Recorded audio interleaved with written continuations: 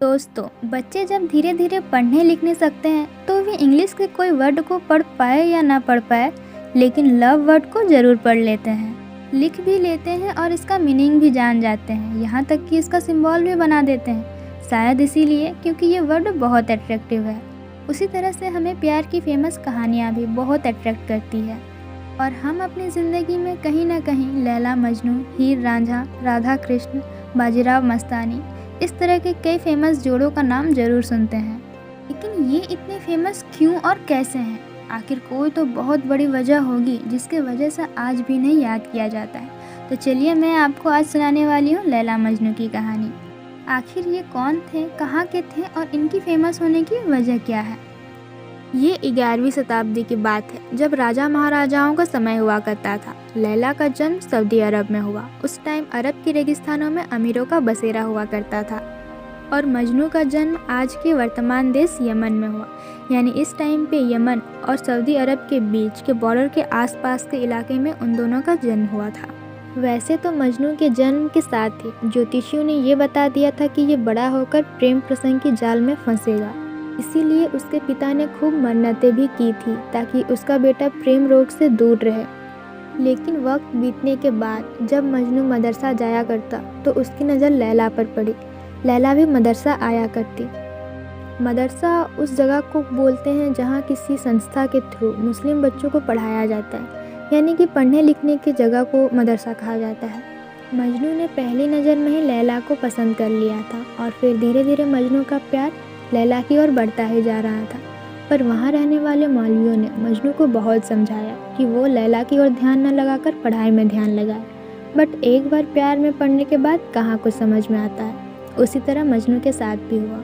दिन ब दिन मजनू का प्यार बढ़ता ही जा रहा था और भला इतना प्यार होने की वजह से लैला भी खुद को नहीं रोक पाई और लैला भी मजनू के प्यार में आ गई। दोनों अब एक दूसरे से बहुत प्यार करते और पूरी ज़िंदगी एक दूसरे के साथ ही बिताने की सोची। इसीलिए मजनू पहुंच गया लैला के घर, लैला का हाथ मांगने। वैसे भी मजनू बहुत अमीर फैमिली से बिलोंग करता था, बट इसके बावजूद भी लैला के परिवार को ये रिश्ता बिल्कुल भी मंजूर नहीं था। क्यों नहीं था? क्योंकि ये फैमिली आपस में एक दूसरे के दुश्मन थे और भला दुश्मन के घर में कौन शादी करवाए। चूँकि मजनू लैला के पीछे ही पड़ा था, इसीलिए फटाफट से लैला की शादी एक अमीर व्यापारी से करा दी जाती है। लेकिन लैला इस शादी से बिल्कुल भी खुश नहीं थी और अपने पति को साफ साफ कह दिया था कि वो सिर्फ मजनू की है, मजनू के अलावा उसे कोई भी नहीं छू सकता।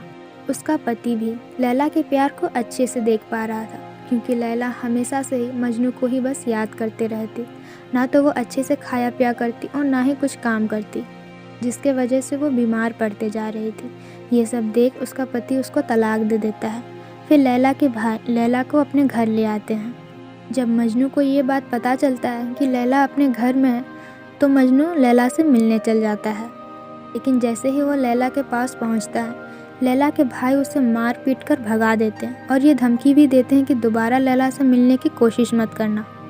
मजनू अपने घर आता है और जब वो ठीक हो जाता है तो वो दोबारा मिलने चल जाता है और मजनू के साथ दोबारा वैसे ही होता है जैसा पहले हुआ करता था, यानी उसको बहुत मार मिलता लैला के भाइयों द्वारा।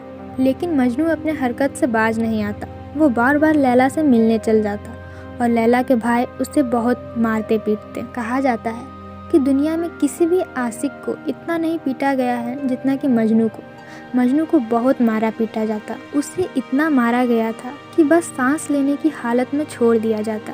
लेकिन मजनू की इच्छा तब भी लैला से मिलने की होती। मजनू के गांव वाले मजनू को पागल पागल कहने लगते, क्योंकि अगर मजनू चाहता तो उसके आगे पीछे लड़कियों की लाइन लग सकती थी, क्योंकि वो बहुत ही अमीर घर का लड़का था।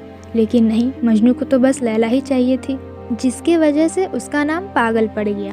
और गाइस, मैं आपको यहाँ बता दूँ कि पागल वर्ड को हिंदी में तो पागल कहते हैं, लेकिन इसे अरबी भाषा में मजनू कहा जाता है। यानी मजनू कोई नाम नहीं बल्कि पागल ही वर्ड है और इस तरह से मजनू का नाम मजनू पड़ा। एक्चुअली में मजनू का नाम कैश था। खैर, जब लैला की वजह से मजनू को मार पड़ता तो लैला के साथ भी कुछ अच्छा थोड़ी होता। उधर मार मजनू को पड़ता लेकिन दर्द लैला को होता। मजनू का इतना बुरा हाल देखकर लैला नहीं रह पा रही थी, जिसकी वजह से उसकी मौत हो जाती है। लैला की मौत की खबर के बाद मजनू कैसे जिंदा रह पाता, फिर उसकी भी मौत हो जाती है।